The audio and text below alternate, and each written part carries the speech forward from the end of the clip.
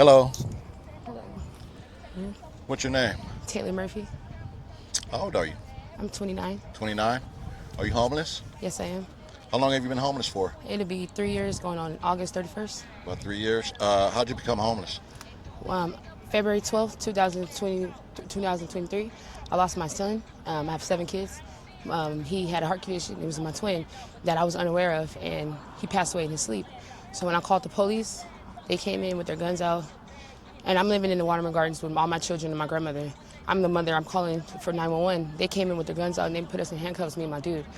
And I'm asking them why they putting us in handcuffs. We're the parents. They said because they're putting us for checking us downtown for questioning. I said, but you're treating us like we did it. So when they put us in handcuffs, they put us in separate cars.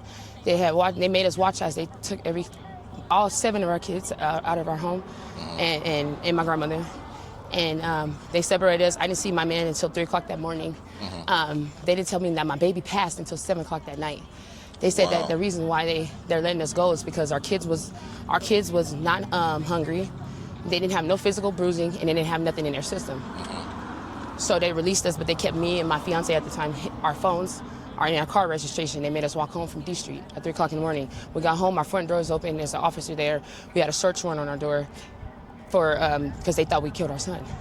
So when they thought that they told everybody in our permits that we killed our son as well. They told our manager, my property manager, that. I woke up the next day with a 3-day notice on my door from my property manager that I had to get out.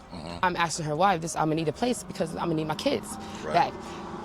I fought that up I tried to fight it for 6 months. She used everything she can to get me out. Last thing it was I forgot that my grandmother lived with me, but she knew that my grandmother lived with me, but I didn't have her on my lease. So that's how she used that to get me out. They gave us evictions in our names, and we had to move out by August 31st. Once that happened, we lost our place. We became homeless. We was in our car. From our car, we went to the cemetery in a tent, and we're living in the tent. We lived in this cemetery for about a year. My fiance, somebody gave him fentanyl, and he passed away right in front of me, in front of my tent. So now it's just me. So. Oh wow.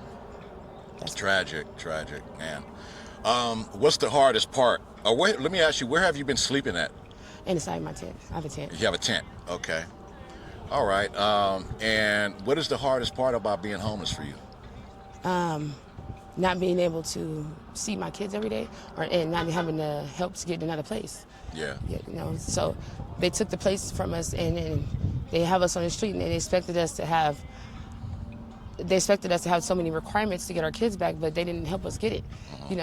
They took everything from us, but and when they got the cause of death back, knowing that was his heart, they dropped the charges, but they kept our kids.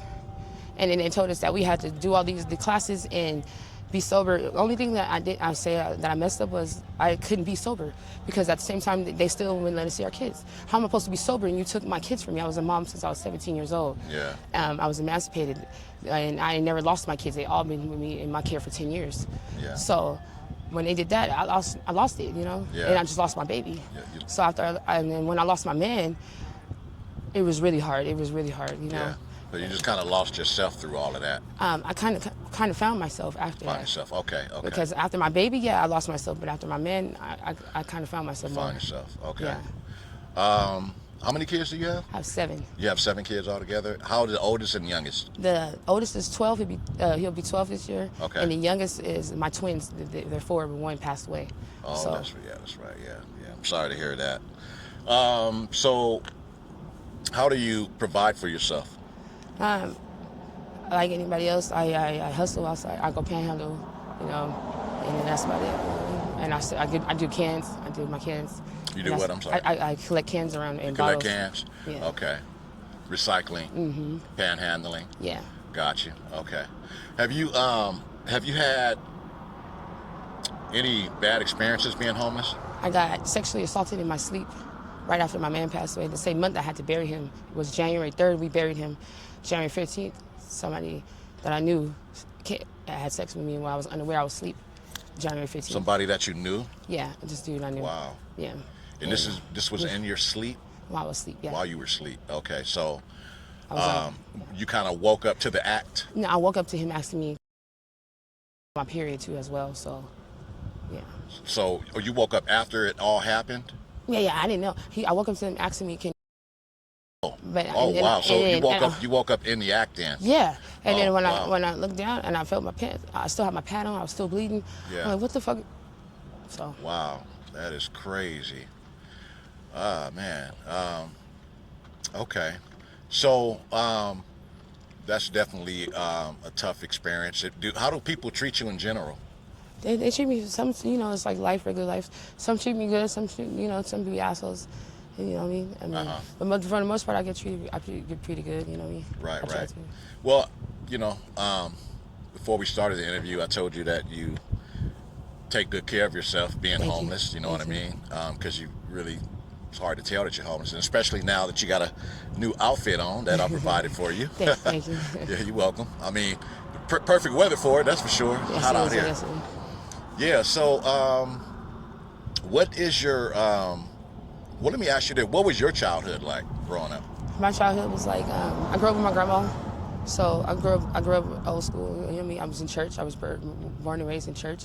So I got a good head over my shoulders when it came to that.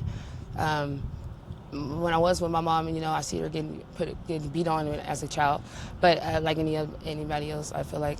But when I was with my grandma, I was living good. So I was raised kind of good if you think about it.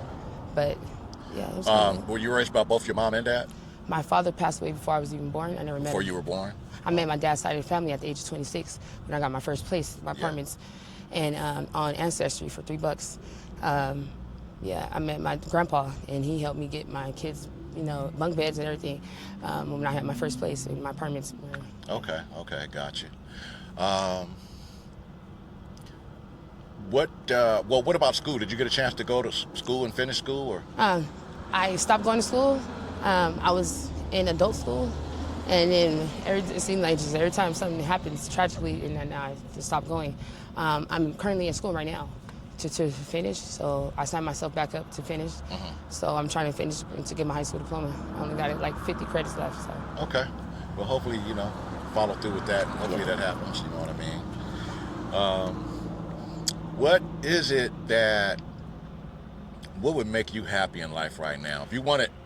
If you had it your way, what would life look like for you?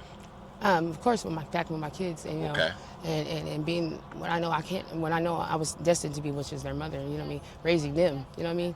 That's my whole purpose in life, was to be their mother, and providing for them. That's all I strive to be. So, when they took my kids, that was like me losing my purpose. But it was really me. God showed me that I had to learn that I was myself. I had to learn who I was first. You know what I mean? I thought I knew who I was, but I knew I was a mom. I was a mom. So he just sat me down so I could learn myself more. And now that I'm in tune with my mind, body, and soul, and with God, I think I can stand on my own without saying, you know what I mean, I'm more than just a mom, you know? Yeah. So. Did you ever have a chance to find any happiness in your current life right now, being homeless? Yeah. Yeah? What makes you happy? Waking up every day, being able to have a roof over my head every day, you know what I mean? Yeah. That's a blessing to me all day, every day. Right.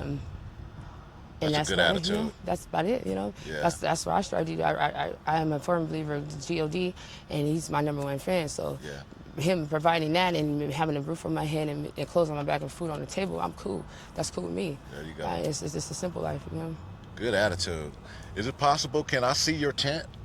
Can you show me? I don't want to go right up in it. We can just kind of like walk up. But it's like, it's a mess. Man, because it wasn't the area that we moved into. I ain't even gonna lie. Okay. It was the trash. I mean, but it's really the trash part. Like, I wouldn't care if you see the tent. Like, you could. That's fine. I'm gonna just pan over real quick.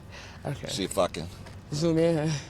But it's right over there. I'm in the middle, right there in the blue tent. You know. You're in the middle. Yeah, right there. With the blue top. Okay, there we go. Oh, it's thirsty.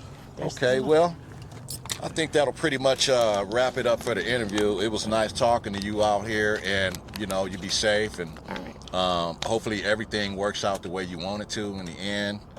And of course, I'm gonna help you out a little bit here. And other than that, you take care of yourself, okay? Thank you. You're welcome.